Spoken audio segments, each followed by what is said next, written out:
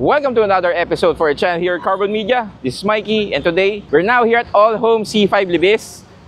And may meet tayong pupuntahan, or nandito tayo na-invite tayo ng Honda CR-V Club of the Philippines. So let's go!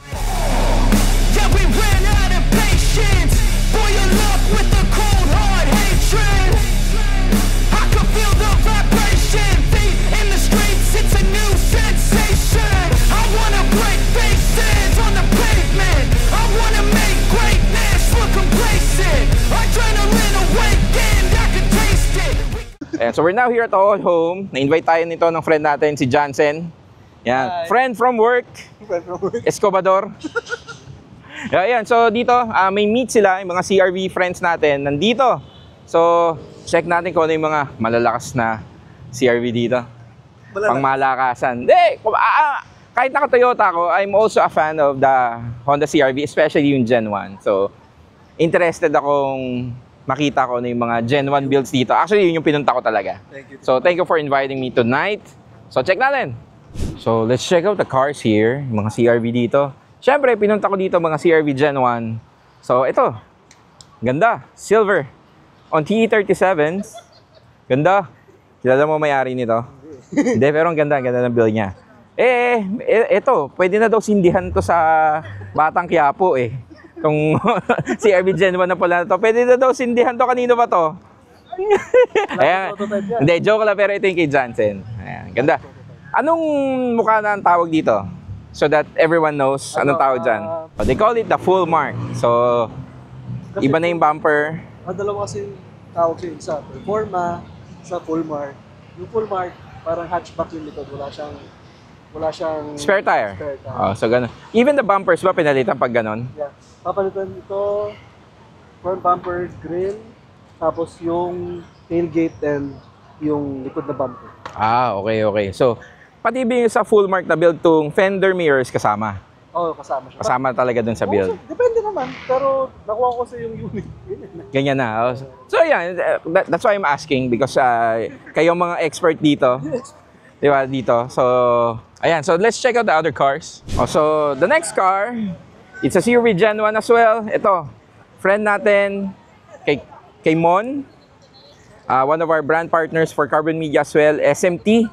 So, sila may-ari na. Ito yung Gen 1 nila na full Mugen. So, as you can see, ang ganda oh. Mugen. Ayan. Wheels niya, Mugen din. And mga small pieces din. Even the side mirrors, Mugen. The steering wheel, Mugen din yan. Pati yung sa cluster ng gauge niya, Mugen. The kits, Mugen. And also the wing. Yeah, Mugen. Ayan, ganyan. Oh. Ganda. Ayan, tsaka ang ganda rin itong reverse light niya dito.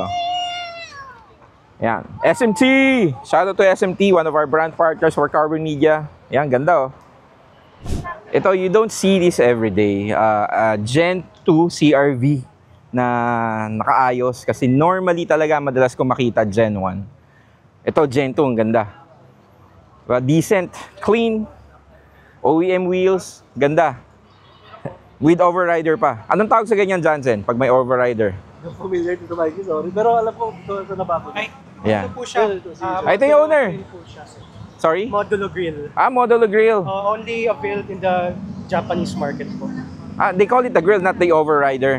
No, this is the operator. Yeah. This is the modulo. Okay. I would So, yun say pala. like, approximately less than 10 in the country.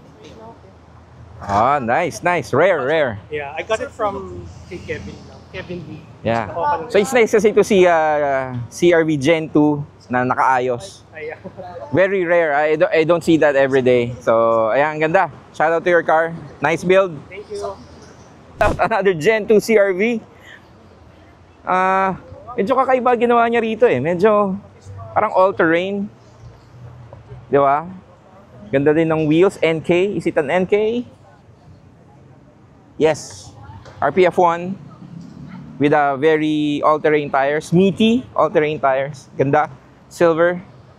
Simple yet malinis. Yan, another Gen 2 here. Here's another one, Gen 2. OEM Plus, parang ganon. OEM spec, ganda. Yeah, let's check out the CRV Gen 1. Ayan, no? Very clean. I like the wheels on this one. Ayan, no? Nakaplato. I think ito yung OEM wheel ng mga Honda Odyssey na van. So, shoot din siya sa CRV Gen 1. Bagay, ang ganda. I like it. And ang ganda rin, may fog light siya dito. Different shape. Usually, I'm not sure if this is a custom fog lights. So, pero ang ganda. Check out this in green. Ayan, naka-wheel siya. The moon eyes on the antenna. And let's check out this Gen 1 ulit in white. Very clean. And ang baba niya. I like it. Ito ang ganda. So, marami na rin mga nakakabit. I'm not sure what they call this, but it's an overrider din. But I'm not sure kung anong pangalan ng kit na to. Ang ganda. Compared dun sa isa. So, ayan, may overrider din siya. And I like the wheels on this one. Ganda ang baba niya. Even the visor in this one. Ganda. Let's check out this one. Another white CRV on TE37s. Di ba? Go home! Go big or go home. Ayan, TE37s. Ayan, naka-type B caps din. I'm not sure. Maybe a size 17 or 18, maybe. Ganda rin nung front end niya. And the fog lamps. Ayan, may cover. Ang ganda. And ayan, dahil naka-open na yung engine bay niya, check out natin. It has the Group M carbon intake. Johnson, so normally naman B20 to, right? Yeah, it's a B20. Yeah, it's a B20. Yeah, nice. Let's check out the steering wheel on this one. Ayan, ganda. Personal steering wheel. Ayan, bango! Bango! Siyempre, dahil naka-Air Spencer eh. Shout out to Air Spencer. So yan, ganda din, no? I really like the interior of the CRV Gen 1 talaga. And meron din siya mga baon pa dito. OEM steering wheel na CRV. And some of the booklets and mga accessories. Ganda. Ayan o, even the spare. TE37. Nice. TE or nothing, no? TE or nothing. Go big or go home. TE37. Sorry po. Ito. Usually, ito, yung ibang CRV wala na nito. Ito, meron pa siya. Yung mirror. They call it the dashpan. Dashpan. Oh, hindi. Yung tawag nila dyan kasi hugis dashpan. Back in the day. And of course, the fender mirrors. Hey, check it out. I like this one. Naka NT03s. CRV Gen 2 in silver. You know. Yan. NT03s. I like it. With a gold emblem. Saudi boy. Saudi boy. Yan. Yung mga pag-joke ng mga ibang tropa yan. Saudi boy. Ganda. The cross. How do you call that? The crossbars. Then, anong tawag dyan? They call it the ataol. Ayan, the ataol. Pero ayan, pang storage yan ha. Hindi pang tao yan. Pang extra storage yan. Especially yung build ng mga CRVs more on the outdoor setup. May kakilala tayo dito eh. Check it out. It's Soc Alvarez from BMX to CRV. What is up? Yeah, one of our good friends. Matagal ko na kaibigan to si Soc eh. Kailan pa ba? Late 90s. Wala nang tanungan ng edad, pero late 90s we've been friends doing BMX. Nakakotse na. Ito yung kotse ni Soc. The Warcar CRV of Soc. In the works ha. It's a bago lang acquire to eh. So it's a project car of Soc. I like the Steelies on this one. So ayan.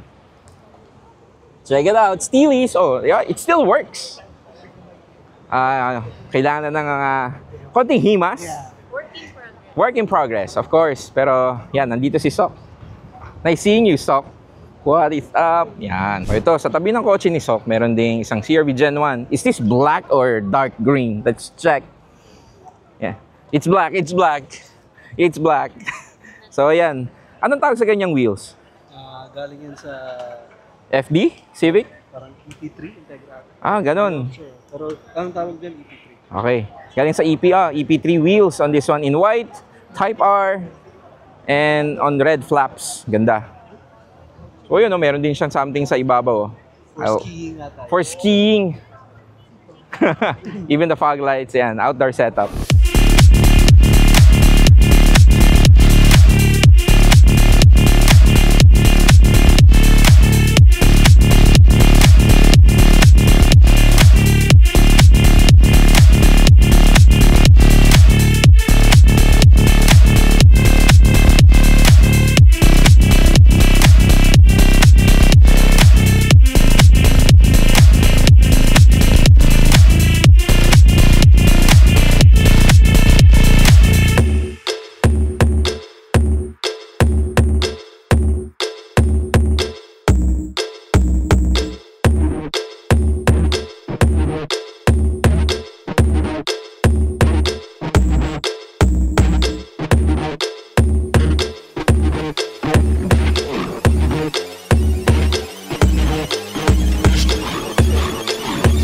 Alright, so ayun, we're done here at the CRV meet. Thank you, Jansen, for the invites. Thanks, Tito Mikey, for coming. Ayan, yan. Thank you for the whole group, for the warm welcome. And good vibes dito. So, if you have a CRV, join kayo dito sa kanila. And this is it for today's episode. Don't forget to like and subscribe to our YouTube channel, Carbon Media. You could also like and follow us on Facebook, Instagram, and TikTok. Again, this is Mikey with Jansen for Carbon Media. Thank you for watching. Peace!